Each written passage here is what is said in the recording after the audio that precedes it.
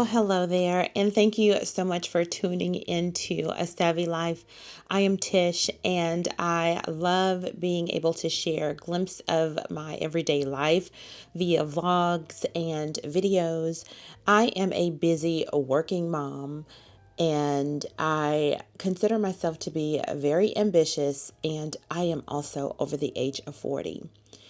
I have been inspired to share my journey via social media, although I'm one that loves to be in the background, or used to say that I love to be in the background. But that has recently changed over the last 2 to 3 years.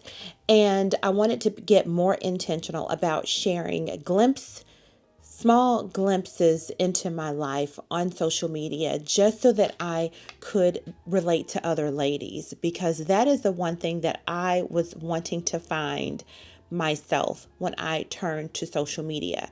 I wanted to find someone who had some of the same struggles, stressors, and frustrations that I did, just so that I could be motivated to keep going and not feel like I was on an island by myself. So that is one reason why I created A Savvy Life. With me being a wife, a mom, a small business owner, and also having to step away from fears and insecurities and inadequacies and all of those ugly things so that I could tap into being my best self. I wanted to be able to share my journey with other people on social media, and YouTube being the long form content source it is. I felt like that was personable and perfect for what I wanted to do.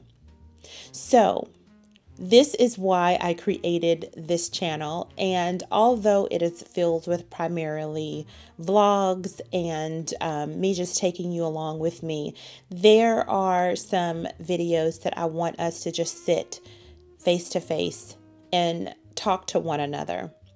So my goal for this particular video is for me to answer some questions that I have been asked, and I figured instead of just dropping them back in an email or putting it in a blog post, which I wanted to be able to share a little bit about my journey face to face with you, answering some questions.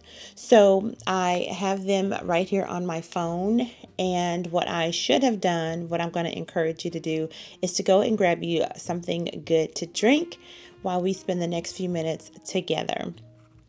So I have 10 questions, and I hope that I can get through all 10 of these and keep you here.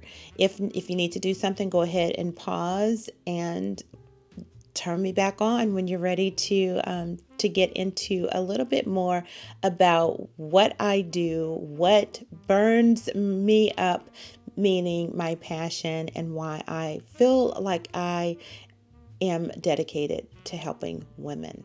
Okay, so I have a list of questions in front of me that I have been asked in person and online, and I want to be able to answer these in vlog form, and I'm looking at them. It will be good to also translate these into blog form. But just a little bit about me if this is your absolute first video seeing me. I am in the event and hospitality industry, and I have been in this industry for over 18 years. I am now in leadership in a hospitality facility or organization, and it is very prestigious, and I would not have probably imagined holding the position that I hold. I love what I do. I love being able to meet different people from all facets of life. I love being able to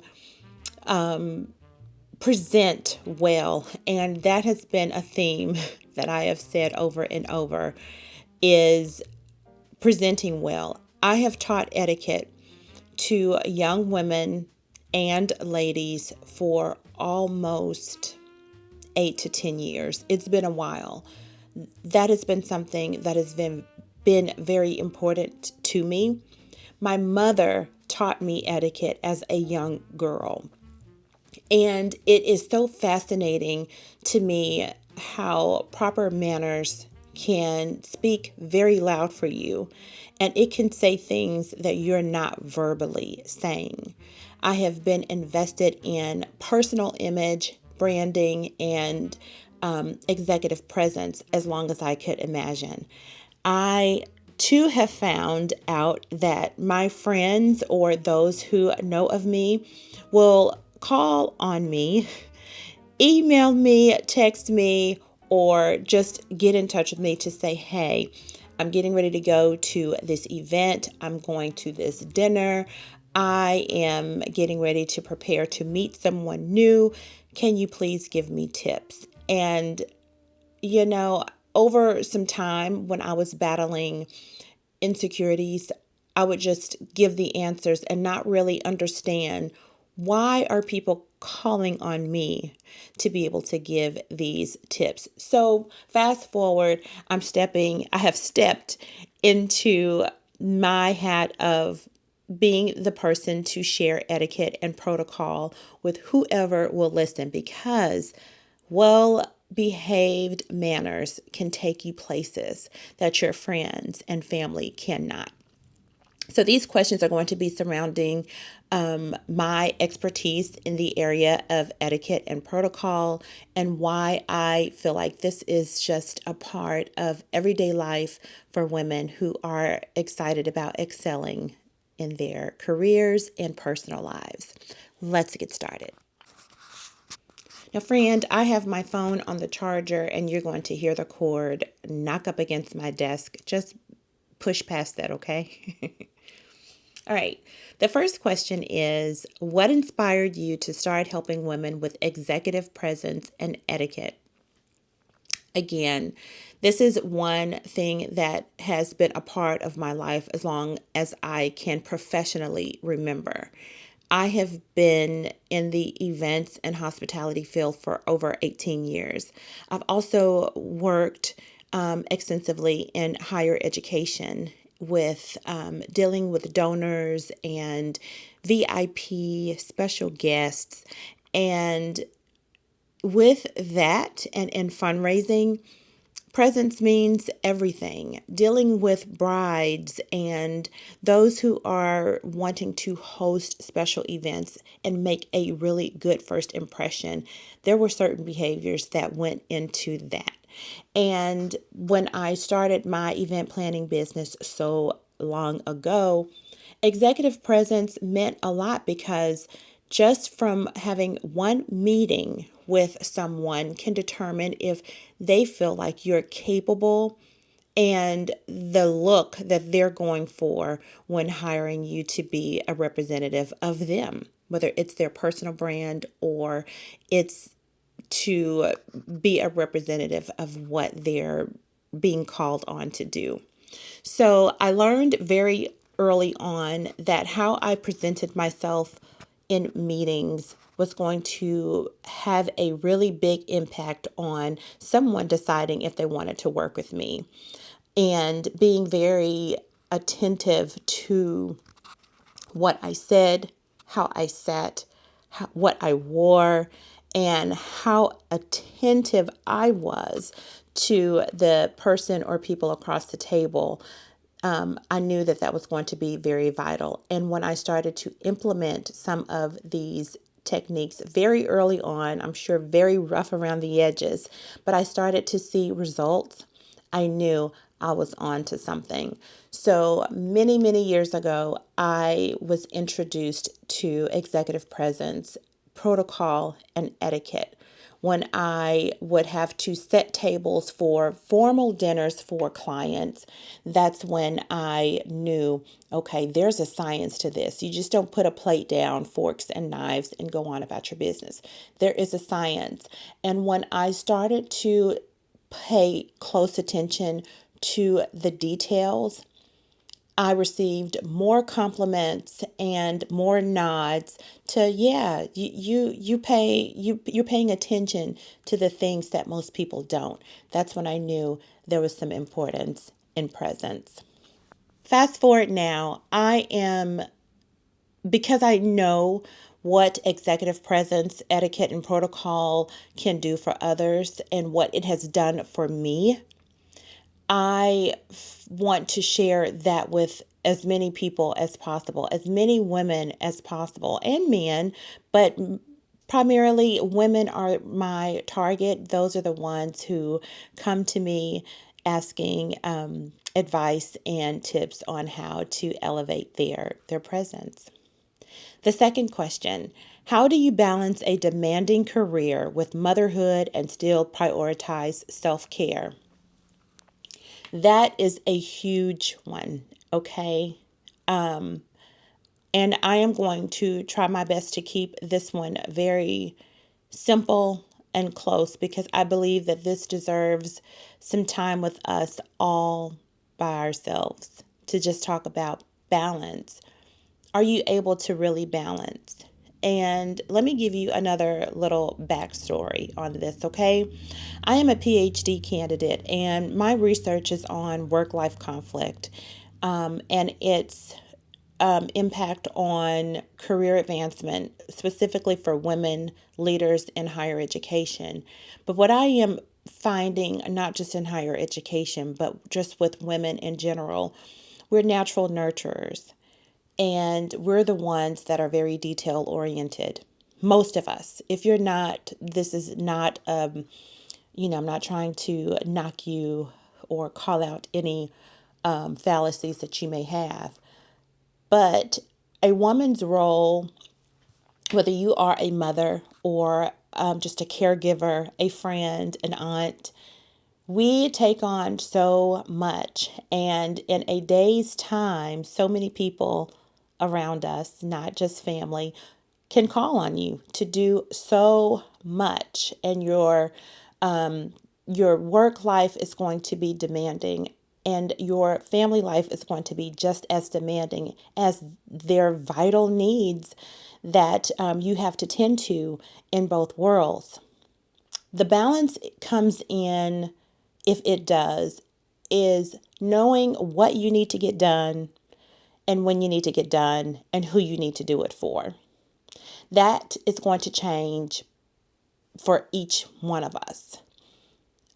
Just today, sitting here recording, I woke up extremely early, got my clothes on, made my to-do list in my planner, took care of some things for my mother, and I'm trying to knock out some things for me professionally before I have to turn into mom and go to a volleyball game this evening.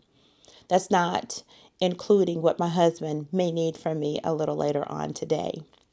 We have to prioritize, and one way that I have found to gather my bearings is by keeping a calendar, a list.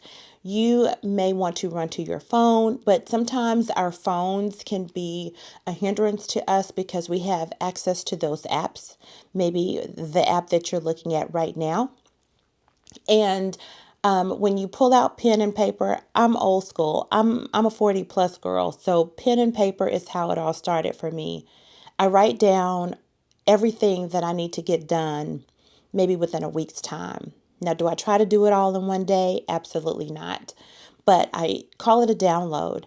I write down everything that I need to get done for the week, and then I start assigning tasks to certain days, depending on what the days need from me. The other part in this question was prioritizing self-care.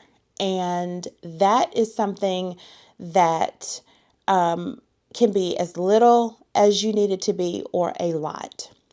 For me personally, with my self-care, of course, we know about going to get our nails done, going to get our hair done, lashes, and all of that. I call that maintenance. I call that a priority. We need to get those things done so that we can look our best. But self-care is what you yourself really need to tap into to make you feel good. If you are always around people and you need to recharge. Your self-care may look like you breaking away from everyone and going for a walk or a run or going to the gym and blasting your favorite tunes in your ear. Your self-care could be window shopping by yourself or with a girlfriend, or going to brunch on Sunday and have delicious drinks. Your self-care could be simply shopping your closet and putting pieces together and you feeling good, and you take an hour or two to get dressed and fix yourself up.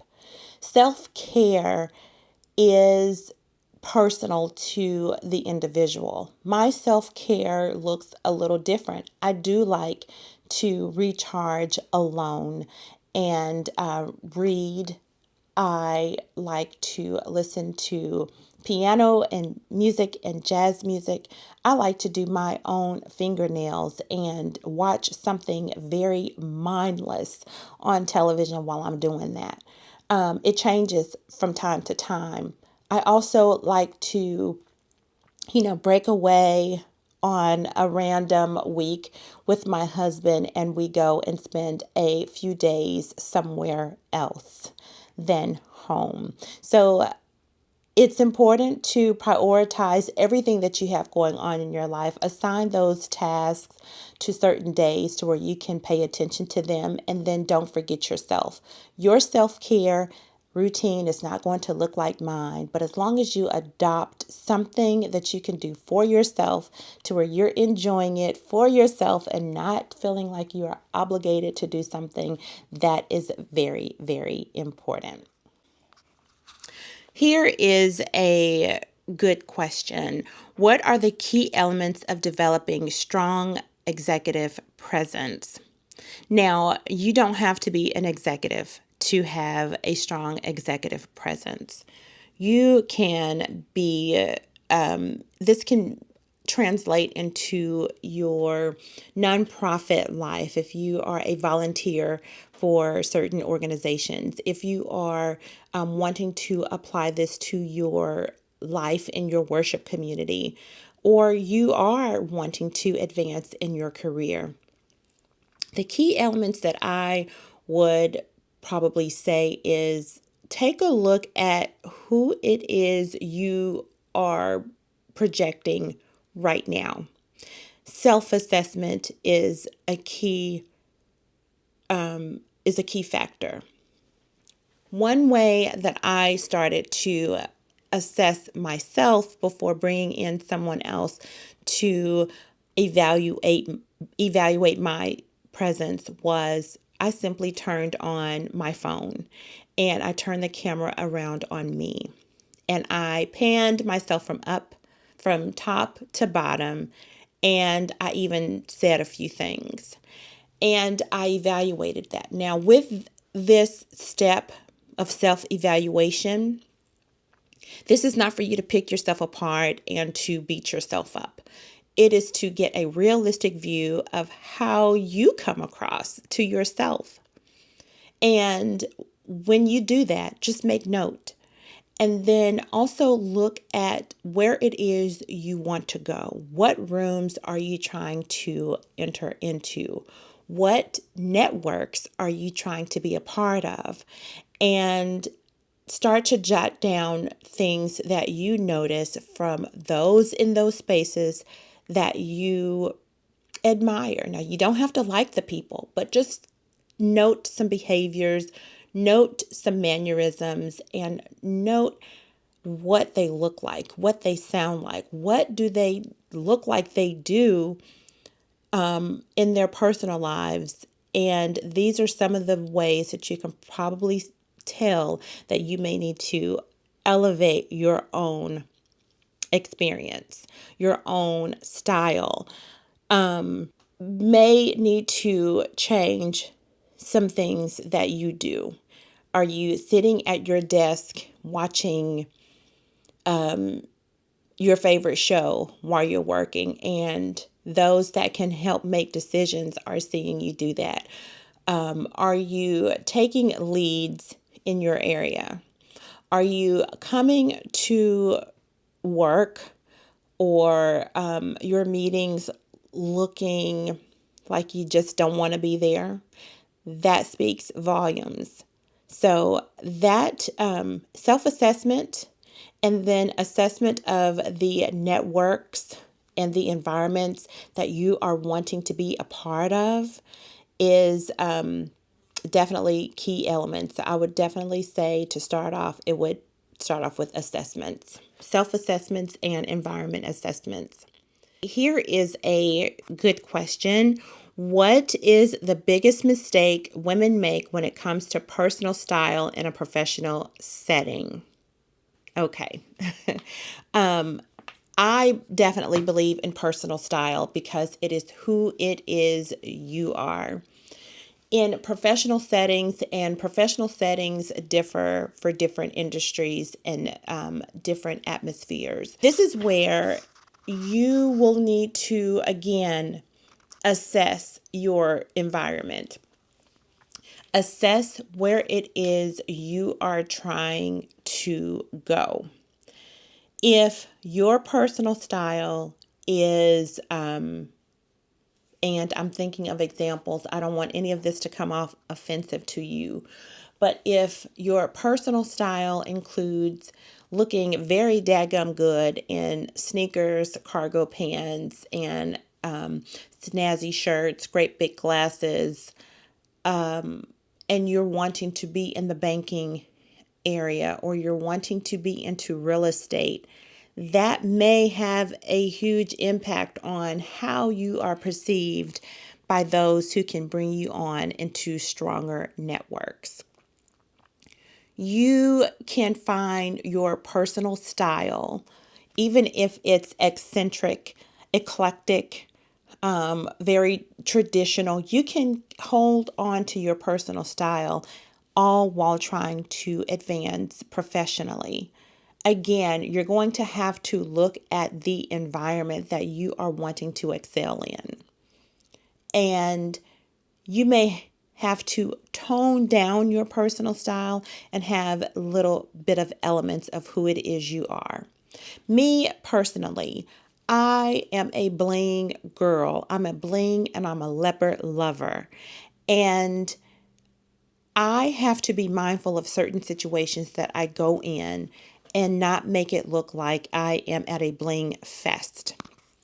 So I'm more mindful about incorporating my personal style and piecing things together so that I can still feel myself and also not be off putting in a setting where I am trying to impress someone, I am trying to close a deal, and I am, you know, that's it. I am trying to be my best. There's sometimes I have to tone down my own personal style so that I can close the deal, make a new connection, and then in my own personal time, in personal arenas, I can shine and be as blingy, bright, and leopardy as possible. So you have to assess your situation, but you can still hold on to your personal style, even if you have to tone it down or take it up a notch. This one will be my last question for this particular video, and it is, how do you maintain confidence in rooms where you feel underestimated or overlooked? That is a really good one. I suggest that you start to work on confidence building in rooms that you are comfortable in. I am one that, when I look back, I did not have confidence. I had very low self-esteem. I felt like if I said something, it was going to be wrong. And to even be in front of the camera talking to you about confidence right now is like, wow, girl. But I am passionate about it because I have not always been the most confident. And I knew that I had dreams to be in rooms that did not seem possible for me to be in. I desired to be in spaces and sitting at the table, making decisions, and even being respected at the table or in the room. That seemed so far-fetched to me once upon a time. So to gain the confidence needed, I utilized the spaces that I was currently in. And for some of us, that may still be uncomfortably comfortable, meaning you may not feel valued with people that are like you right now at work. But in your next, I would say give yourself challenges. In your next staff meeting or in your next committee meeting, go into the meeting, and you're going to have to fake it a little bit, but go into that meeting dressed as if you are going to conduct the meeting or you're going to be the one to close the deal. Go into the space looking like you are ready to take charge and take action. Coach yourself before you go into a setting. And this is going to look like affirmations, speaking positive about yourself. For example, I am capable to make decisions. I am valued. My thoughts are valuable. I bring a lot to the table. My ideas are great and phenomenal. People are waiting for me to show up and to be a part of the solution. You're going to have to do some self-coaching because we cannot rely on other people to give us confidence. Confidence is inner work. It's something that we have to do before anybody else can see what we can do. So if you are already feeling underestimated or overlooked in those rooms, it's time for you to do some inner work. It's time for you to tap into self-positive talk. And when you are in those spaces and fear builds up and fear starts to lie to you and tell you that you better not say anything, they're not going to care about you, just know that you did some work before you showed up to the rooms that you feel uncomfortable in. You did some work. You elevated or you fine-tuned something in your dress. You did your hair different. You spoke positive words to yourself. You look like you're ready to handle business this time around. Now, don't worry about what you didn't do in the past. This is all about what you're going to do moving forward. You are able to do the hard things, friend. If you are in the room that you're feeling underestimated and overlooked in, know that you are in the room for a reason. Use it as a learning lesson. And then while you're in that room, coaching yourself up to health, find someone in that room that is holding on to some mannerisms that you can adopt. Look at who the leader is in the room. Now, they may not always be good. I'm talking about finding someone to where you can make note of some mannerisms, some things that they say, some things that they carry. Is he or she wearing a brooch? Are they wearing dark colors, bright colors? Are they using humor? Are they using words that inspire others and uplift? Take lessons in every space that you go in while you're on this confidence building journey.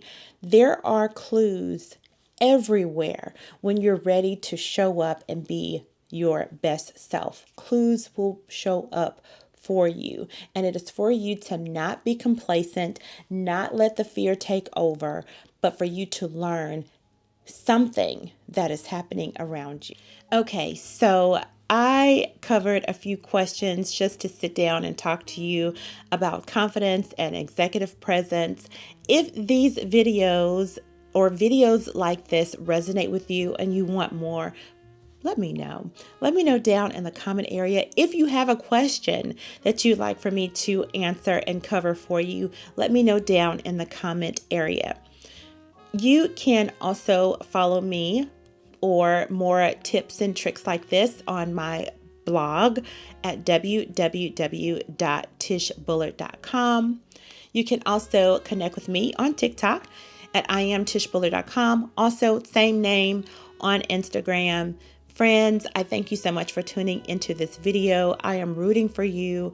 I can't wait to see where you go from here on out, and present well. And I love to say all the time, plan well and conquer, and show the world who it is you are. Until the next video, have a great day. Bye.